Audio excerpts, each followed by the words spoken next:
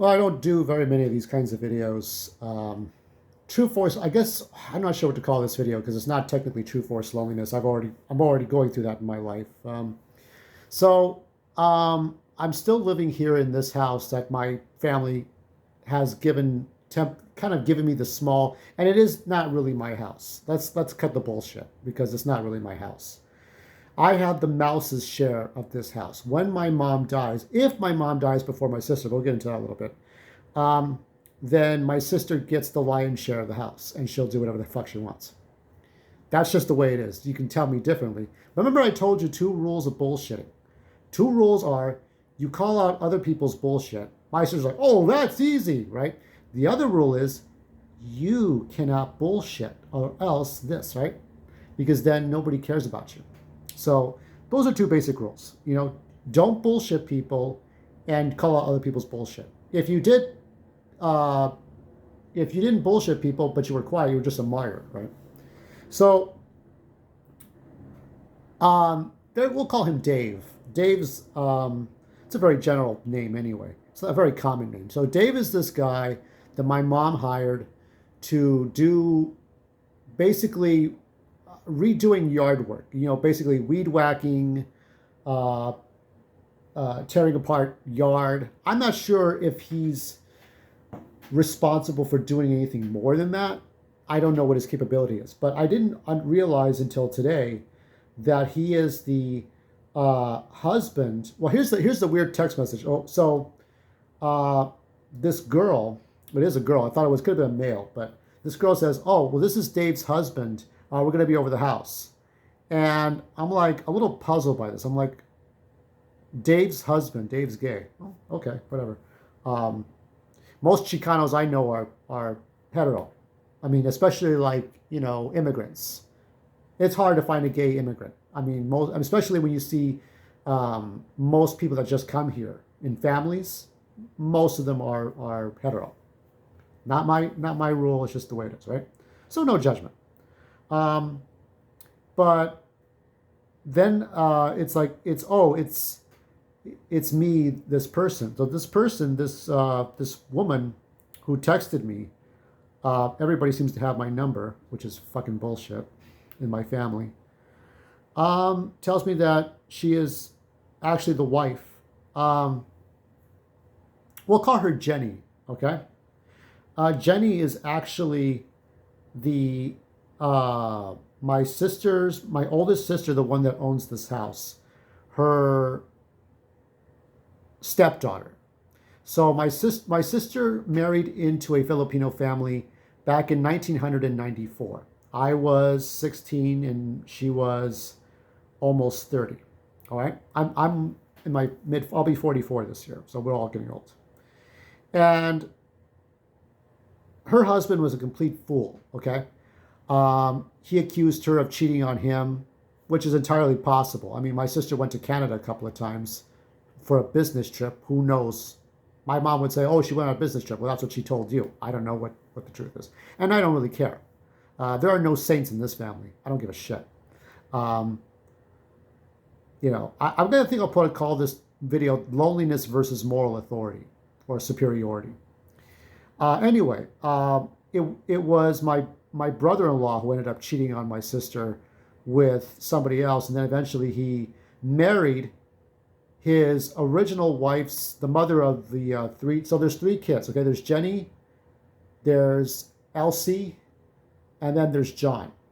So John, Elsie is the oldest, Jenny is the middle child, and John is 1 year younger than Jenny. So Filipino kids. Elsie, I think, is in her late 40s, early 50s. Jenny's my age, and I think John is younger than me by a year or two. All right? So it's kind of hard to keep track of everything. But I remember when we were all teenagers back in the 90s. It was a long time ago, okay? And I had not seen Jenny, the one who texted me today, in 22 years, since the year 2000, before the towers fell, 1 year before that, okay? When my dad was still alive. Because my brother-in-law and my sister got into a vicious argument, And then my sister moved back home with us, and she stayed through 9/11. That was 2001. And eventually got her own house on Christmas on my mom and dad's account on their credit. And she couldn't write it off as a tax write-off um, because she still had to make payments to keep the house for the next few years through 2004, 2005. So, again. And my sister and I got into fist fights over how I talked to my mom, but it was okay for her to talk to our mom the way she wanted to. It was okay for my sister to be rude to my mom, but not okay for us. So I'm the nigger, she's the master. Is that how it is? So it's a lot of hypocrisy, double standards. Kind of like that one bitch on G4 TV. You remember her? The one I told you about? You just turn off the TV, don't even look at her. She's kind of like that. But my sister has enough brain cells to not go on public TV and now she's better than everyone else. She does it behind the scenes, which is toxic. Still a toxic environment. Anyway, going back to Jenny, which we're calling her because her real name is too particular. They came over the house and did some weed work while I went to go get groceries. So that was it. Not a big deal, no argument, no drama. But I don't like the fact that everybody in my family has my new number now. But at least it's my number now. And not because my original number was attached to my mom and my sister's phone plan because I couldn't afford phone service at the time. I have a new job. I have this one that I'm working for as a park attendant, cleaning up trash and everything at various parks, different recreations. I don't like to give my information out. I don't want, if I ever monetize my channel, I don't want people just to come at me. You gotta respect the privacy, because if it's you, it's easy to be the fan, and then it's a whole other thing to be the guy making the content. Then you're like, oh, I don't want that. Oh, now you understand. But it's tough. You're the celebrity, and then you're the fan, and then it's tough. It's hard to understand. Anyway, the reason why I brought all this up is I think of my older sister. Now, my older sister, this is how dumb she was. Now, what is moral superiority? It means that you try to bark at people and tell them you're better than anyone else. Now, who does that? Kamala Harris, Joe Biden, CNN, Democrats, sometimes Republicans, they do with their Christianity. But people try to act like you're moral superior, okay?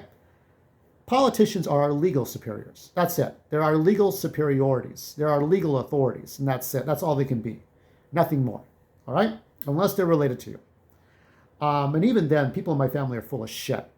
So my oldest sister, the one who has the lion's share of this house, she puts herself like this all the time. Why? Because when you think about people talking, it's easy to talk bad about other people. Let me tell you right now. You see the number 5? Okay? It's possible I've done illegal things. Possible. I've done immoral things. I think I stole one thing or once or twice in my life, and I didn't even know about it, I'm not the most moral God's child ever. I'm not the most upstanding citizen, okay? I'm stupid like that. I try not to break, I believe in not breaking the 10 Commandments, even though I'm not religious. I try to, what you do unto others, treat people well. I stand by that as best as I can. We're all going to make mistakes. And the reason I say that is because my sisters would never in their entire life on their vaginas, however pure or impure those vaginas are, would never tell you they fucked up. Ever. Or they would just shove it off and say, oh, well, that's this and that's this. But you're talking bad about these people. What about you, right? You're not too far above them. And I'm not too far above them in some ways in morality. Difference is I know when to take a step back and look at everyone. And that's what you have to do too. All of you. You have to do that because if you don't, you're just going to get fucked up later on, okay? You turn into a drug addict, you turn into a carjacker, you turn into a kidnapper, thief, a bum, a wino, pathetic shadow of what you were. So my sister would talk bad about Jenny, the one that called me, the one that texted me. Her husband Dave is the guy that does the work. We had another guy, Erico, but all he cared about was getting his papers, his legal papers, and then never coming back to work. Well, at least with Erico, it was sort of impersonal, like just like acknowledge me that you're here, but let's just keep walls, okay? I don't boundaries. With my family members, there's no fucking boundaries. These are people I haven't seen in over a generation. But anyway, my sister would talk bad about how Jenny would disappoint her, or Elsie would disappoint her, or John would disappoint her, or how her husband would disappoint her. One time she told me as she was trying to teach me how to drive, because nobody in this family is qualified to teach me how to drive, just the way it is. She told me that I don't care what anybody wants, mom comes first, our mom. And at the time she was still married, so like, why are you married to this man? And she had given her ex-boyfriend, another guy, the number to her house, she and her husband's house. So she didn't even take the marriage seriously. It's like, what the fuck was this about? So Jenny is a leftover thing from her second marriage. She had got married twice, once when she was in her 20s and then when she was in her 30s. And she divorced in mid-2000s, okay? She adopted a kid. That kid is now going to be 23 this year. She's in Australia or she's here. I don't know. So there's a lot of things. The thing is that the thing I was thinking about overall when I was making this video is that my sister is always disappointed in everyone. She puts everyone down. She talked bad about people in her job. All her coworkers were full of shit or of some. Every time she would come to my house, our old house, because I lived on Eastern Avenue where the cemeteries are in Los Angeles, Calvary. And she would talk bad about her coworkers because she used to work for a post-production film editing company. So like, when you're making a movie, so when a movie's made, like let's say Justice League, Zack Snyder's Justice League, it's in pre-production, meaning the planning, the green lighting, who you're going to get, who you're going to cast, what kind of script you're going to get, and then you got the production, you get the actors on set, you go on location, and then post-production, all the CGI, cutting up the scenes. My sister worked in that department, doing payroll, one of the Hollywood companies. All right, and so she would talk bad about her coworkers. She would talk bad about her step family, but of course, see that's a pet. You can't see that, but that's a pedestal, way the fuck up there. Nobody's perfect. You're not. You, the one watching, you're not. I'm not. But it's like, that's the thing about moral superiority. It's like, who the fuck are you? And that's when you look at people on the news, Omicron, Megatron virus, Wario virus, Spider-Man virus, Venom virus. What other viruses can we get? Gamma virus, Sigma virus, Rubik's Cube virus. I mean, they're just, some good news happened in the UK, but I will get into the news section later. I have a little bit, one more video to show that's Pac-Man related that I will get into, but I just wanted to get this drama out of the way. Now, my situation is this, okay? I am employed right now. It is seasonal. It is when they need me. So it's not all the time, which is great, because I do not live nearby the place I am employed at. I would have to take trains. The other bad situation is that it all depends on how quickly they need me. Now, there's never an urgency to get me there to work right away, but it's tough. And like I said, it's a difficult thing to try to maintain that job and get there on time and get paid. It's not a lot of money.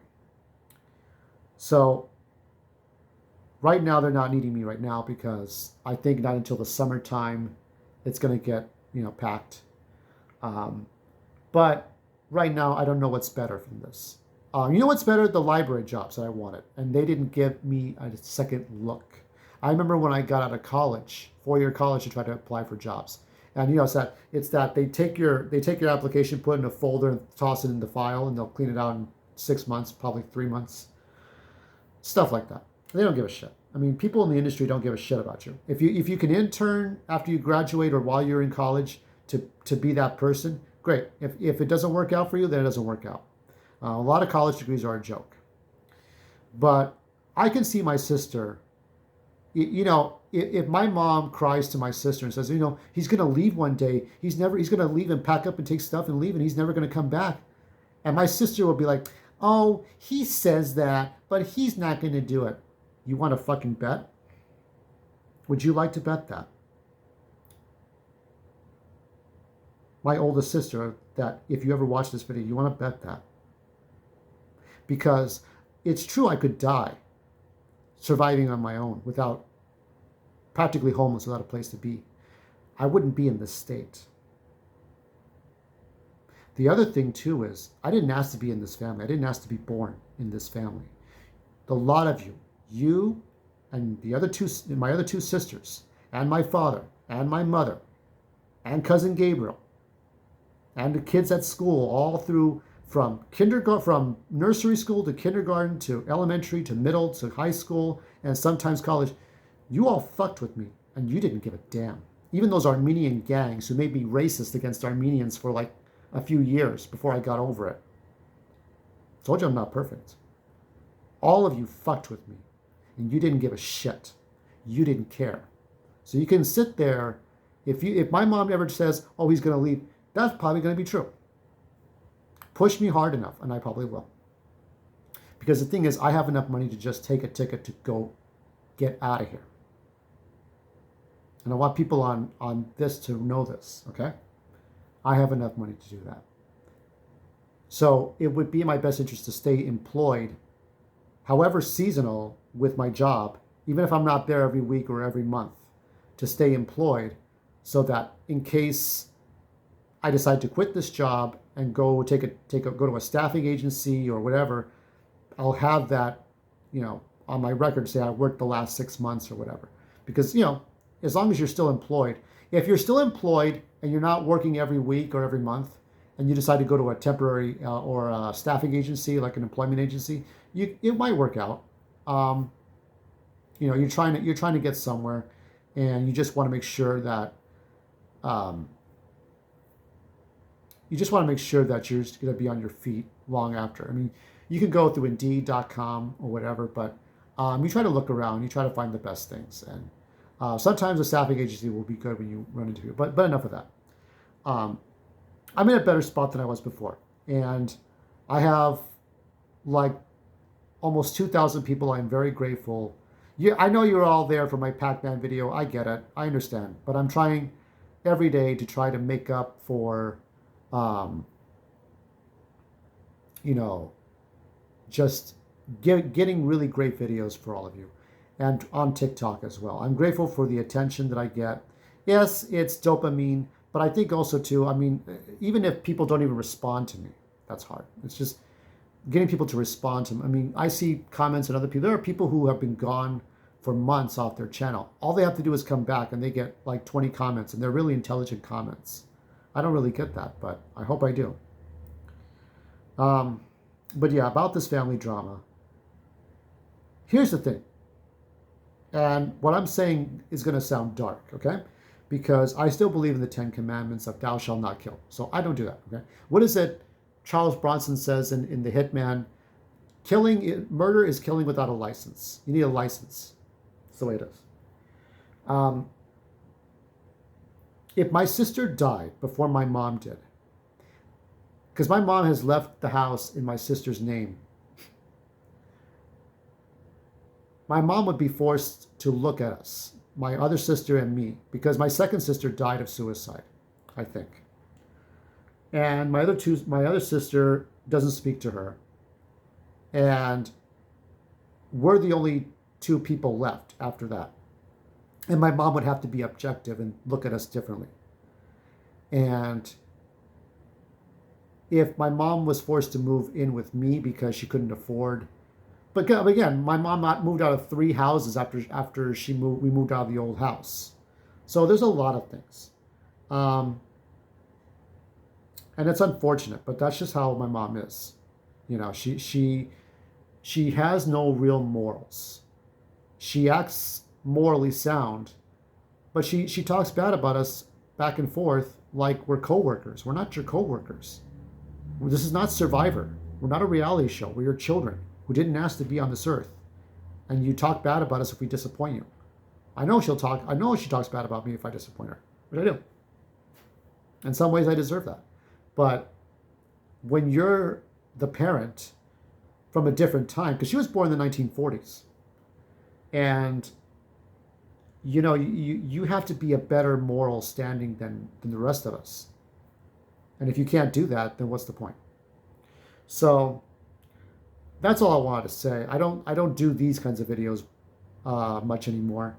I would appreciate non-trolling comments, something intelligent, you know, something if you can relate to what I'm saying. It's just that my sister talking, she would talk bad about the coworkers at her old job, and she would talk bad about her step family. What does, I mean, if everybody disappointed you, everybody else was so bad, what does that make you, right? So no, I don't appreciate those kinds of things. I appreciate good people.